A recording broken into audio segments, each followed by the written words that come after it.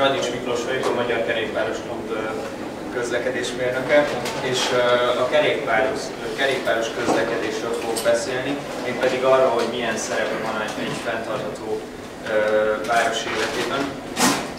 Ahogy Antal is mondta, ugye szó volt arról, hogy mi az az élhető város, milyen feltételei vannak egy élhető városnak.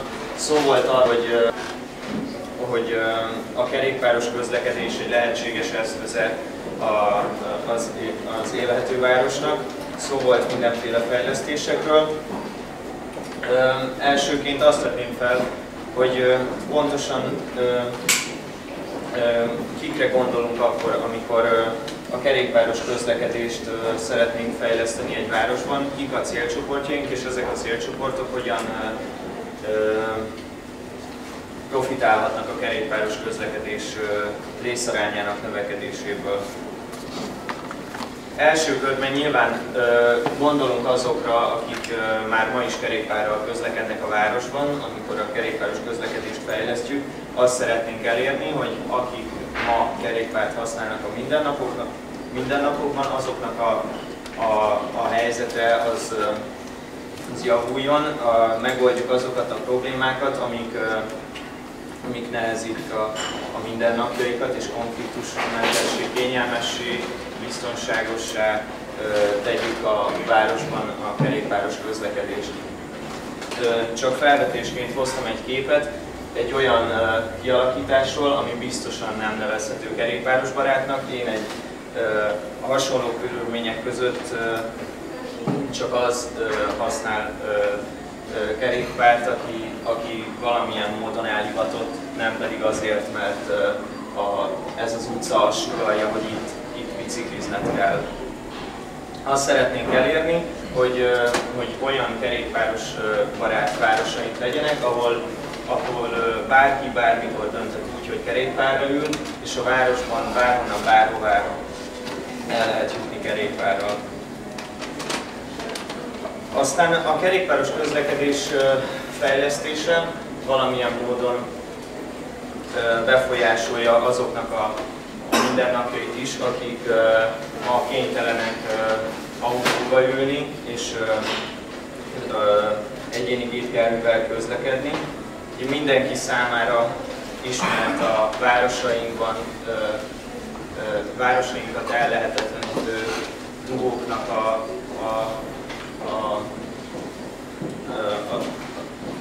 tehát a városainkat ellehetetlenítő dugók. Erre is egy jó megoldást jelenthet a kerékpár. Erről talán egy kicsit később fogok beszélni, hogy miért. És gondolunk természetesen a gyalogosokra is. Sokszor hajlamosak vagyunk arra, hogy az egyik leggyengébb, vagy hát gyakorlatilag a leggyengébb közlekedési résztvevő a gyalogosok kárára fejleszünk.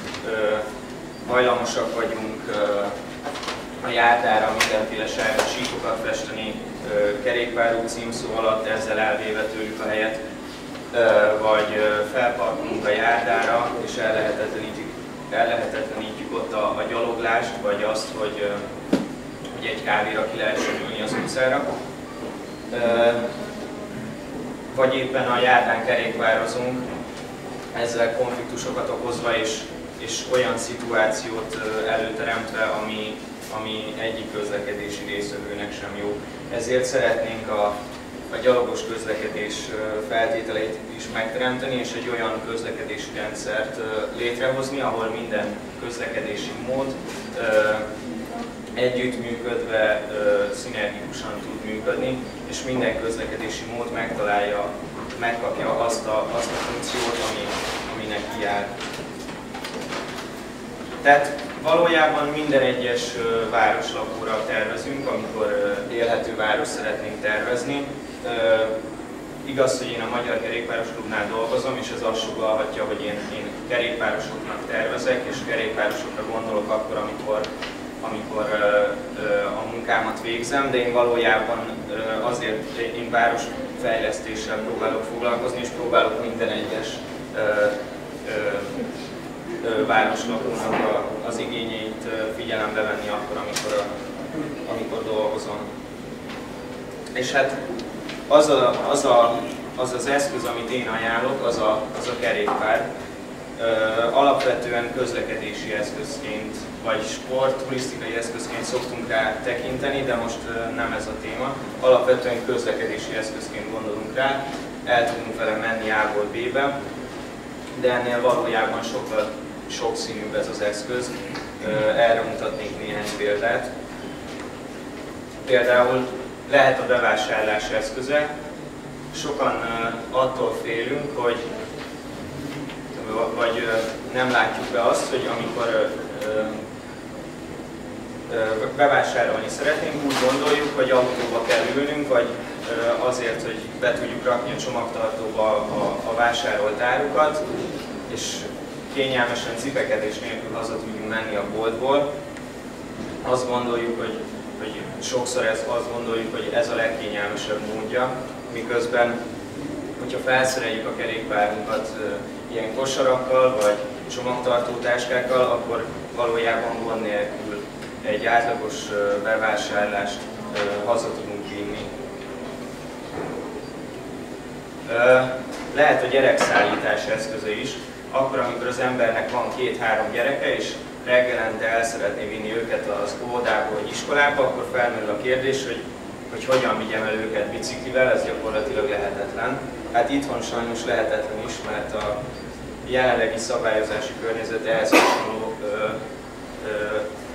teherszállító vagy gyerekszállító bicikli használatát sajnos egyelőre nem engedi meg, de nyugat-európai példák, vagy gyakorlatilag, de mondhatnék mást is. Vannak arra példák, hogy egy ilyen biciklibe 2-3-4 gyereket gond nélkül be tudunk rakni, és kényelmesen beszélgetve el tudunk jutni reggelente az iskolába, óvodába, ahelyett, hogy beraknánk a gyerekeket a hátsó ülésre, beszíjaznánk őket egy gyerekülésbe, és a visszapillantó tükrön keresztül kommunikálnánk fel, ez egy sokkal barátságosabb megoldás. És hát amellett, hogy gyerekeket szállíthatunk árut vagy terhet, a teherszállítás eszköze is lehet a kerékpár, olyan városrészeken, ahol autóval nem lehet közlekedni, tipikusan belvárosi területeken, ahol kevés árut kell esetleg egyszerre szállítani. Ott remek megoldás lehet a teherszállító kerékpároknak az alkalmazása. Gyors, fordulékony, kis helyen eltér, nem jár zaj vagy levegőszennyezéssel, és ahhoz sokan azt hiszik, hogy egy ilyen kerékpár nem rendelkezik túl nagy kapacitással, pedig 100 kilót akár gond nélkül el lehet vele még szállítani. És hát mi sem bizonyítja jobban, hogy a kerékpár az egy nagyon sokszínű eszköz, hogy akár még esküvői menetet is lehet. De komolyra fordítva a szót, én úgy gondolom, hogy a kerékpár az a településfejlesztés egyik legköltséghatékonyabb és egyik leghatásosabb eszköze. És hát ezt alátámasztandó szeretnék mutatni néhány olyan problémát, amire a kerékpáros közlekedés fejlesztése az megoldást nyújthat. Ugye mindannyian találkozunk a parkolási problémákkal, azzal, hogy a városaink jelentős részét a parkolóautók határozzák meg. Sokszor találkozunk hasonló szituációval, amikor a járdára parkoló autók miatt gyakorlatilag csak libasorban lehet gyalogolni a járdán, ellehetetlenítve sokszor a kényelmes beszélgetést, vagy amikor tipikusan, amikor például biciklivel vagyok, és találkozom egy barátommal, aki gyalog van, akkor már teljesen lehetetlen Budapest nagy részén úgy közlekedni a járdán, hogy én tolom a biciklimet, és közben még beszélgetni is tudjunk. Erre a problémára remek lehetőség a kerékpáros közlekedés fejlesztése. Egy parkolóautó helyén 6-8 kerékpár gond nélkül elfér és biztonságosan parkolható. Úgyhogy ezt a fajta nagy területigényt, amit a gépjárművek parkolása jelent, azt ki lehet váltani a kerékpáros közlekedéssel. Ugye említettem a torlódásokat, mindennaposak a torlódások a magyar városok nagy részében. Erre is jó megoldásra mutat a kerékpár. Mégpedig ez az ábra azt mutatja, hogy egy 3,5 méteres közlekedési folyosón hány ember tud adott idő alatt áthaladni. Ez az adott idő az konkrétan egy óra. Jól látjuk, hogy az egyéni gépjármű használat területigénye az igen nagy, mindössze 2000 ember tud az adott keresztmetszeten áthaladni, miközben a közösségi közlekedés, a gyaloglás vagy a kerékpáros közlekedés ennél sokkal jobban kihasználja a rendelkezésre álló területet, és ennek 7-8, akár 10-szeresét is képes elszállítani. Azzal, hogyha megteremtjük a különböző közlekedési módok egyensúlyát, azzal optimalizálhatjuk a területfelhasználást, és így tehát optimalizálhatjuk a területfelhasználást. Még egy példa a területigényre. Egy budapesti példát hoztam a Ferenciek tere egykori aluljárójáról, amikor még azt gondolta a közlekedésfejlesztés, hogy minél több autó, tehát hogy a városi mobilitási igényeket autóval jól ki lehet elégíteni, és arra törekedtünk, hogy minél kényelmesebben és gyorsabban lehessen autóval eljutni A-ból B-be. Ennek szerencsére már vége, és rádöbbentünk arra, hogy ez nem a jó út. És láthatjuk a különbséget, hogyha hogyha megszüntetjük a hasonló létesítményeket, akkor élhető köztereket tudunk létrehozni, miközben az adott közlekedési funkció az megmarad.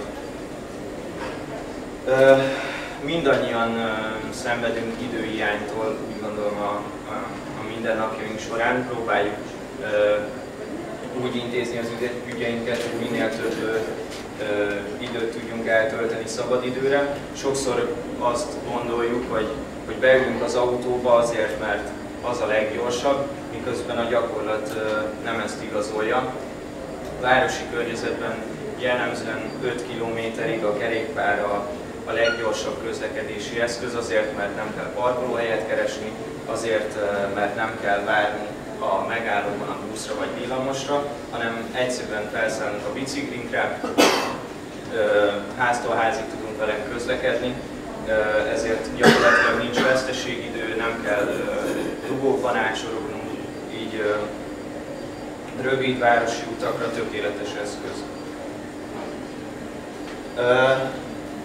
Ezt a kerékpáros közlekedés gyorsaságát tovább növelhetjük azzal, hogyha kombináljuk a közösségi közlekedéssel, nem kell semmi bonyolultra gondolni. Egyszerű B+L parkolókról van szó. Hogyha vizsgálunk egy megállóhelyet, ahova gyalogosan szeretnénk eljutni, nagyjából 10 perccel számolva, néhány száz méteres lesz az a vonzáskörzet, ahonnan emberek fognak érkezni a megállóba. Hogyha a megállóban valamilyen kerékpártárolási lehetőséget biztosítunk, akkor ez a gyűjtőterület jelentősen növelhető, akár néhány kilométer sugarukörrel is. És tényleg nem kell bonyolult megoldásokra gondolni, elég, hogyha néhány kerékpártámaszt lerakunk egy buszmegálló mellé, vagy elegánsabb megoldás és praktikusabb, hogyha tetővel is ellátjuk. A lényeg az, hogy biztonságosan lehessen a kerékpárt napközben parkolni a megálló mellett. A következő probléma, amit hoztam, az a városaink zajterhelése. Az autós közlekedés, vagy gépjármű közlekedés egyik nagy átka a zajterhelés. Én például gyűlölöm. Stresszt okoz, nem tudunk kényelmesen beszélgetni egymás mellett egy forgalmasabb úton, mert nem halljuk egymás szavát, nem tudunk leülni egy parkba és nyugodtan olvasni, mert nem halljuk a saját gondolatainkat a város zajától. Erre is egy jó megoldás lehet a kerékpár, ugyanis gyakorlatilag nulla zajterheléssel jár. A nyikorgó lánc vagy a csengők hangja az sokkal barátságosabb, mint a motorzaj vagy a szélzaj. És hát, hogyha a környezetterhelésről van szó, akkor nem mehetünk el a levegőszennyezés mellett sem. A motorizált közlekedés jelentős mértékben rontja a városi levegőt a kipufogó gázok révén.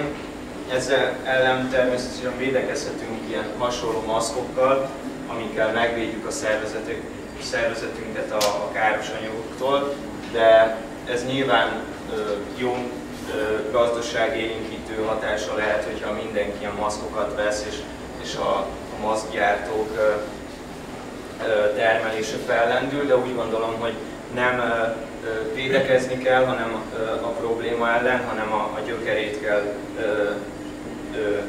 tehát a gyökerében kell megoldani a problémát, és a kibocsátást kell megszüntetni. Erre is jó megoldás lehet a kerékpáros közlekedés, kombinálva a közösségi közlekedéssel, illetve a gyalogos közlekedéssel, azokkal a közlekedési formákkal, amik nem járnak jelentős környezetterheléssel, vagy éppen csak a szükséges környezetterheléssel. Tehát azt mondtam, hogy a kerékpáros közlekedés az a településfejlesztés eszköze. Részben azért, mert a fenti, vagy az említett problémákra megoldást nyújt. Összefoglalva, a kerékpár remekül kielégíti a városi mobilitási igényeket. Jellemzően hajlamosak vagyunk elfelejteni, hogy közlekedési eszközként gondoljunk rá, pedig itt van adott, mindannyian tudunk kerékpározni, csak néha hajlamosak vagyunk ezt elfelejteni. A kerékpáros közlekedés rengeteg előnnyel jár, élhetőbb környezetet teremt,